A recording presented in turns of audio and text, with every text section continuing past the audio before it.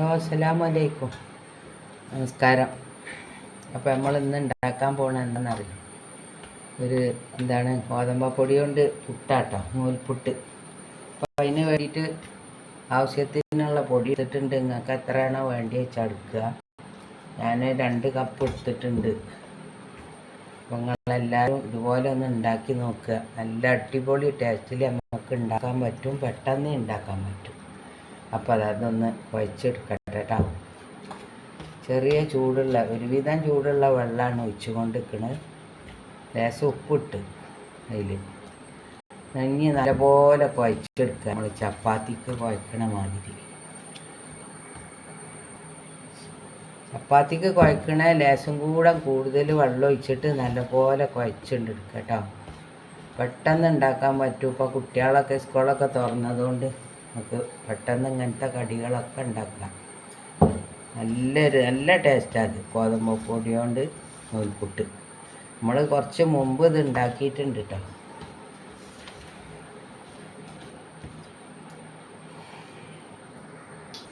കുറച്ച് വെളിച്ചെണ്ണ കൈമേലാക്കി ഒന്ന് കുഴക്കുക കേട്ടോ. ചപ്പാത്തിക്കൊക്കെ കുഴക്കണ അതേ രീതി തന്നെയാണ്. ഒരു തോന വെള്ളമൊന്നും വേണ്ടേ, ചപ്പാത്തിൻ്റെ അതേ രീതി തന്നെയാണ്. ഒരു ഇച്ചിരി അനക്കം വെള്ളം കൂടുതലെടുത്താൽ മതി.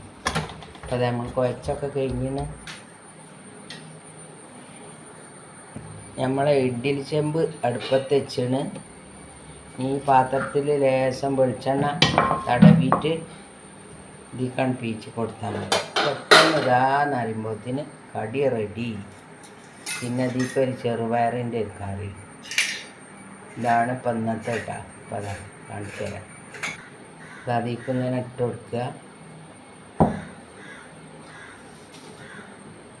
കുറച്ചും കൂടി അതിലുണ്ട് ഹിറ്റാക്കിയാണ്ട് ഇട്ട് കൊടുക്കുക.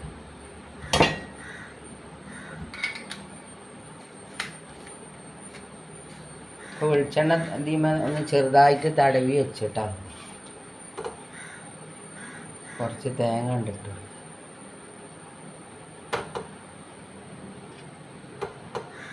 കറിയുള്ളതുകൊണ്ട് കുറച്ച് തേങ്ങ ഇട്ടാൽ മതി കേട്ടോ.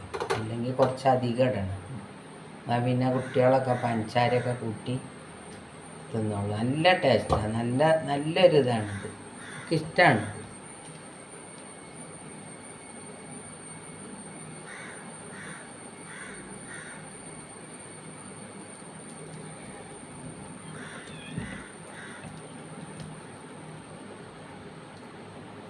ഇങ്ങനെ പീച്ചെടുക്കുക.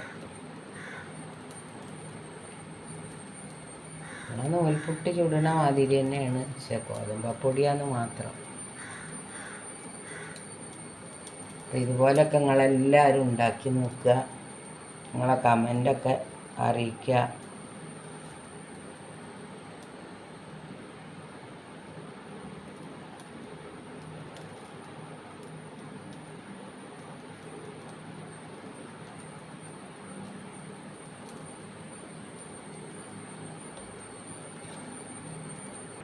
അപ്പോൾ അത് നമ്മളിങ്ങനെ ചുറ്റി എടുത്തിട്ടുണ്ട് കേട്ടോ. കുറച്ച് തേങ്ങ അതിൻ്റെ മുകളിലൊക്കെ ഇട്ട്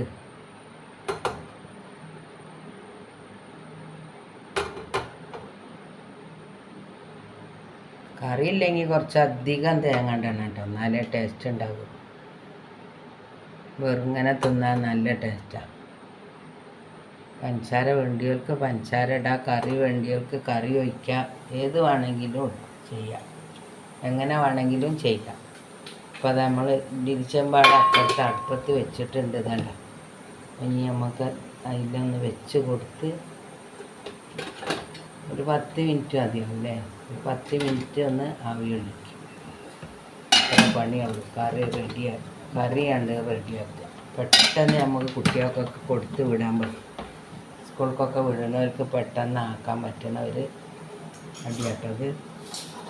എല്ലാവരും ഇതുപോലെ ഒന്ന് ഉണ്ടാക്കിക്കൊള്ളിട്ട മക്കളെ. അരിക്കടി തിന്ന് മടുക്കണവർക്കൊക്കെ ഇതുപോലെയുള്ള കടികൾ നമുക്ക് ഉണ്ടാക്കാൻ പറ്റും. ബാക്കി നമ്മൾ ഇതുപോലെ ഒരു പാത്രത്തേക്ക് ഇങ്ങനെ ശരിയാക്കി വെച്ചാൽ മതി. ഇനി അയക്കാണ്ട് എടുത്ത് വെച്ചാൽ മതി കേട്ടോ. രണ്ടിലെ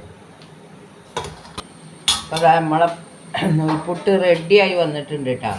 കുറച്ചും കൂടി ഇതിൽ വെക്കാണ്ട് ഇതുപോലെ ചുട്ടെടുക്കുക. ഇനി നമുക്ക് ഇതിലെന്താ കറി എന്നല്ലേ. അപ്പോൾ ചെറുപയർ ഒരു താളിപ്പാണ്, അതായത് അരച്ചിട്ടിട്ടൊന്നുമില്ല, പച്ചമുളക് ഇട്ട് അണ്ട് വേവിച്ചിട്ട് വറ്റൽമുളകും കറിവേപ്പിൻ്റെ ഇല ഇട്ട് ഒന്നണ്ട് വറവിട്ടെടുക്കുക. അപ്പോൾ പെട്ടെന്ന് ഒരു കറിയാവും. അപ്പോൾ ഇതുപോലെ നിങ്ങളെല്ലാവരും ഒന്ന് ഉണ്ടാക്കി വെക്കുക. നിങ്ങൾക്ക് ഇഷ്ടപ്പെടുകയാണ് സബ്സ്ക്രൈബ് ചെയ്യുക, സപ്പോർട്ട് ചെയ്യുക. നിങ്ങളെന്നും ഒരു അനക്കം കേൾക്കണില്ല കേട്ടോ, നിങ്ങളെ കമൻ്റൊന്നും ഇങ്ങോട്ട് വരുന്നില്ല കേട്ടോ. നിങ്ങളെല്ലാവരും നിങ്ങളെ അഭിപ്രായങ്ങളൊക്കെ അറിയിക്കുക.